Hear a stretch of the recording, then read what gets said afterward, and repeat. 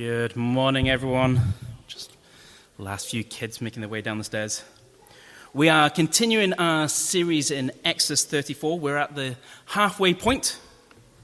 This has got very wobbly recently, so I won't lean on that as much. There we go.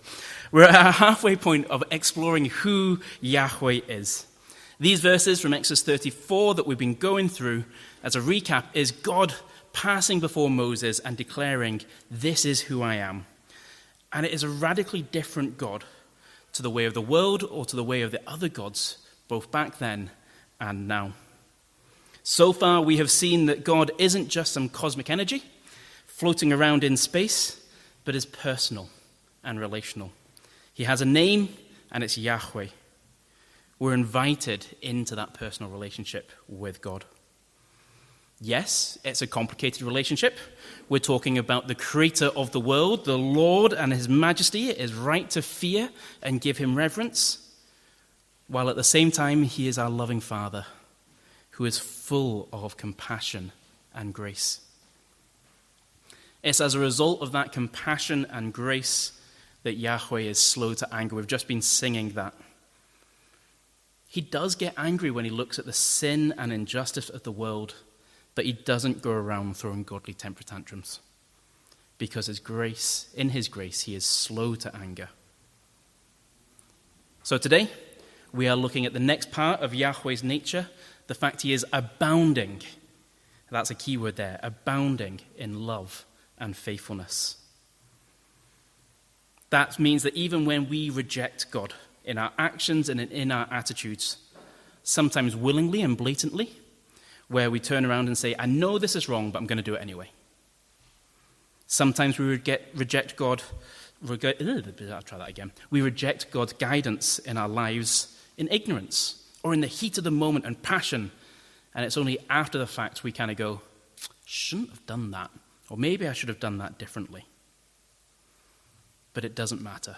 Through it all, God shows his abounding love and faithfulness, in that he is still there for us. He guides us. So let's look at the verses together and see where they fit.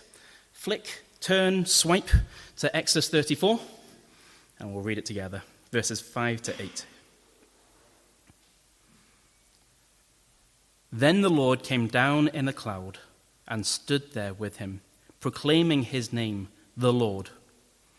And he passed in front of Moses, proclaiming, the Lord, the compassionate and gracious God, slow to anger, abounding in love and faithfulness, maintaining love to thousands, and forgiving wickedness, rebellion, and sin. Yet he does not leave the guilty unpunished. He punishes the children and their children for the sins of the parent to the third and fourth generation. Moses bowed to the ground at once and worshipped. Notice in these verses, it is abounding in love and faithfulness. When God says abounding in love, it is so much more than the cutesy-wootsy, "Oh, I love you, my little schnuckle-wuckle," type of love that we sometimes see in the world around us. It is a love that is loyal. It is a love that is steadfast. It stands the test of time. Recently, we've had a few 30th wedding anniversaries within our church, and there are others who have been married even longer. Not saying any names. For me and Vicky, we're a little bit younger. We've only been married for 14 years. But in that time, it hasn't always been easy. There have been difficulties. We have disagreed on many, many things. But we love each other. We are faithful to each other. We are loyal to each other, even when we're annoyed at each other. We keep turning up. And this is just a pale imitation of the abounding love that God has for us. He doesn't step back or run away when life gets messy. He steps in and gets involved. That's what God means when he says he is abounding in love and faithfulness. We see it in action all through the Bible. Nehemiah 9 says this, "But they, our ancestors, have become arrogant and stiff-necked. They did not obey your commands. They refused to listen and failed to remember the miracles you performed among them. They became stiff-necked and in their rebellion appointed a leader in order to return to their slavery. But you are a forgiving God, gracious and compassionate, slow to anger and abounding in love. Therefore, you did not desert them. That last bit should sound very, very familiar by now. As I said at one point, this is the most quoted part of Scripture within the Scripture. And in fact, the whole of Nehemiah 9 is a story of how God's people have constantly turned their backs on Yahweh. They've had to deal with the consequences of their actions. But because of his compassion, grace, abounding love, and faithfulness, he has always been there. Later in the same chapter, it says, all this has happened to us. You have remained righteous. You have acted faithfully while we acted wickedly. The beauty of God's abounding love and faithfulness, even when we are not. Again, Timothy 2. Paul writes this time, if we are faithless, he remains faithful. In all of these verses and many more, there's a recognition of our sin, of our faithlessness, of our wickedness, our stiff-necked arrogance. And we'll come back a little bit later into how we can be faithful to God. But let's keep looking at God's faithfulness just now. Because we live in a fallen world. We see death and despair constantly, and it does lead us to question sometimes. If God is abounding in love and faithfulness, why do bad things happen? Why are there times I don't feel like God is faithful? How is God faithful if I am suffering from depression or anxiety? How is God faithful in illness? If God is faithful, why do I suffer? All common questions and all questions that are asked in low moments and other times in our life. While God's nature and promise is to be abounding in love and faithfulness, does not mean there will be no troubles. Alex spoke on this a few weeks ago about where troubles in our life can come from. You can go and recap that. It's on the website. Do go back and listen. But what does it mean that he walks with us in these times as we walk with him? Jesus told his disciples, I have told you these things so that in me you may have peace. In this world you will have troubles, but take heart. I have overcome the world. When we walk with God, there is a peace that transcends our understanding, even in the most difficult of situations. How's your peace been recently? God is faithful. He is there. He is with you. Are you coming to him? Psalm 46 tells us there's no need to fear because of God's faithfulness. God is our refuge and strength, an ever-present help in trouble. Therefore we will not fear. Though the earth give way and the mountains fall into the heart of the sea, though its waters roar and foam and the mountains quake with their surging. Even though the waters roar, the mountains quake, we have refuge in the arms of a faithful God. Personally, it has taken me many years to understand this in the small part that I have. Through anger issues, depression, anxiety, death of loved ones. In that time, I have flat out rejected God. Said to myself, how can there be a loving God if these things are happening? At other times, I was just too busy for God. I was living my life and not giving God any time. But time and time again, in these situations, steadfast friends have come next to me, have been with me, and turned me back to God. And he has always been there. Just like the prodigal son returning home to his father. It is because of Yahweh's constant love and faithfulness that in difficult times now I can say, God, this sucks, but I'm going to trust you.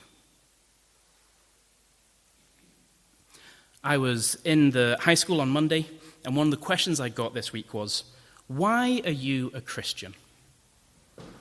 It's a question that I'd encourage you all to actually think about. Maybe share in your home groups during the week. If you are one, why are you a Christian? If not, why not? So I'm in the hall, 20 seconds, busy room, lots of kids. How do I answer this oh so simple question? Why am I a Christian? Do I go logically? The Christian faith makes sense of the world I see and I know. Do I go with morals? I chose it because it's a nice way to live. It fits my moral outlook on life. Or maybe I didn't have a choice. God chose me to be a Christian, and that's it. Do I go with experiences in my life? God has been with me through my life, and that is why I'm a Christian now. All these answers have deeper stories and experiences and explanations that go into a fuller answer. But actually, at the core of it, why am I a Christian? It's because Yahweh is worth it. It has nothing to do with me, all to do with him. The center of the universe, the creator of the universe, the Alpha and Omega, the one who makes demons tremble in fear, is abounding in love and faithfulness. He is worth worshipping and having as king of my life. That is why I'm a Christian. Now, I phrased it a little bit differently when I was in the school. Didn't quite use all the Christian terms and confuse them all even more. But still at the core of it, it's because I worship an amazing God who loves me. Now again, this is a simplified answer.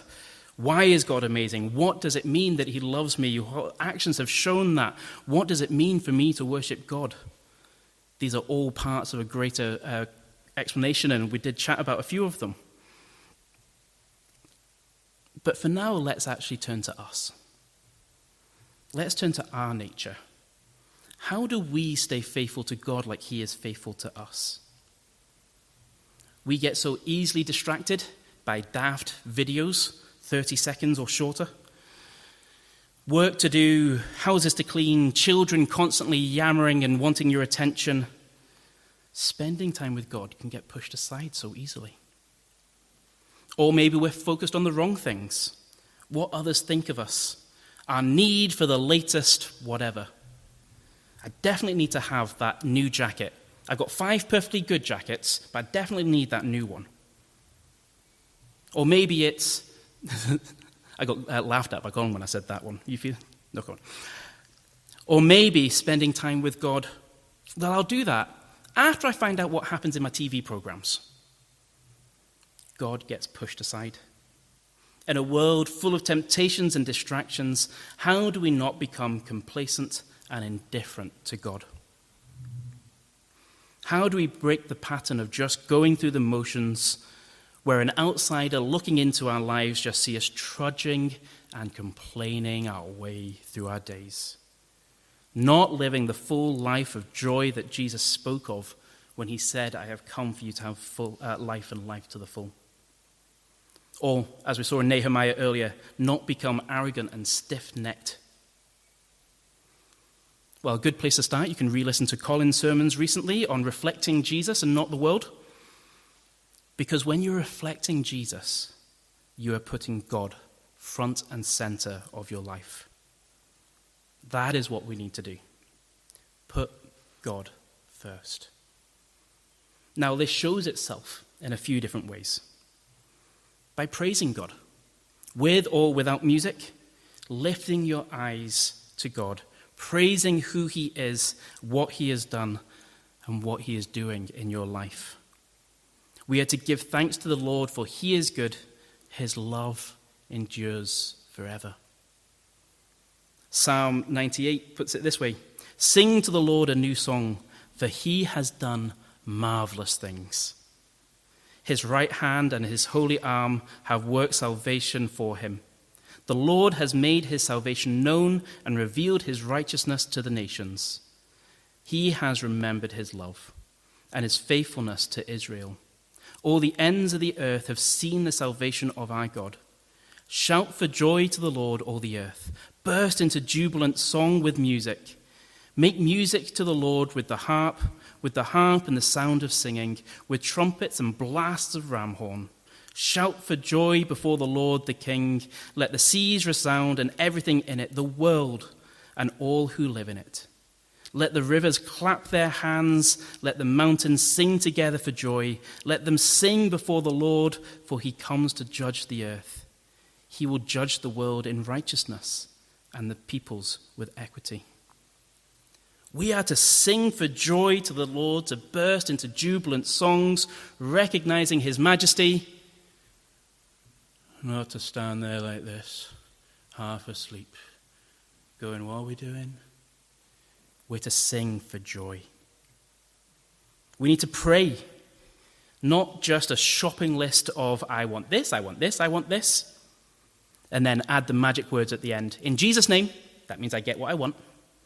No. Pray, talk to God, listen to him. Sometimes the only prayer that we can pray is, God, I need your help. And that's okay. Bring those prayers to God too. He is faithful. We are not to worry about anything. Instead, pray about everything.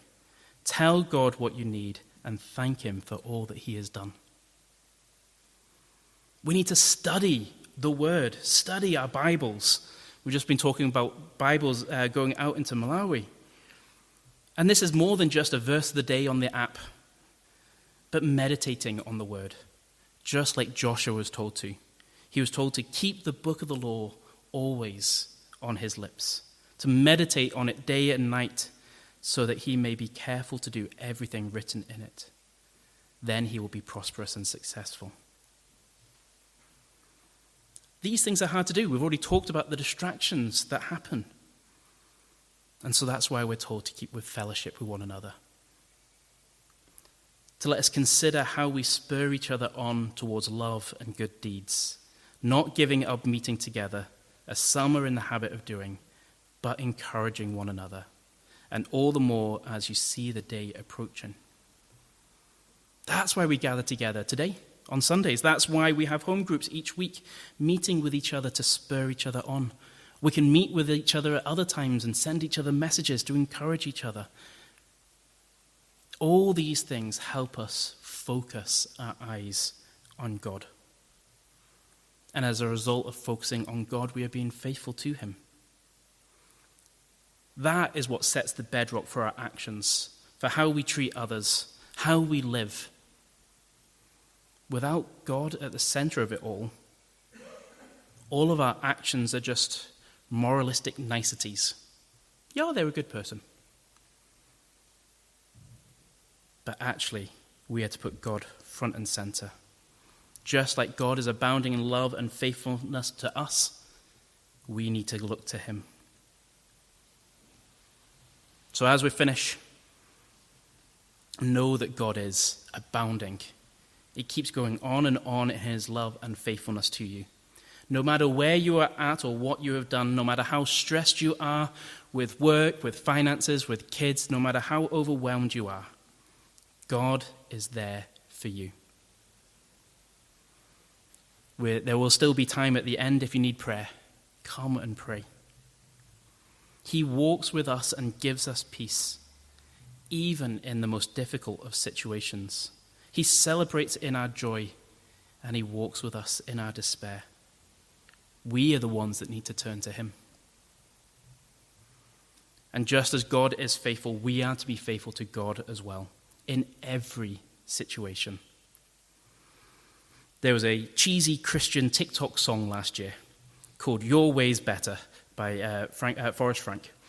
The chorus says this: "O Lord, I need you now more than ever. Would you put my heart back together? I search the world till my head hurts, just to find out your way is better." The song also includes various things about jet skis and other bits and pieces, but the chorus there: I've searched the world till my head hurts, just to find out your way is better. Are you searching the world for your answers this morning? Are you searching the world for only the answers God can give? Or are you turning to a God who is abounding in love and faithfulness. I know where I'd rather go.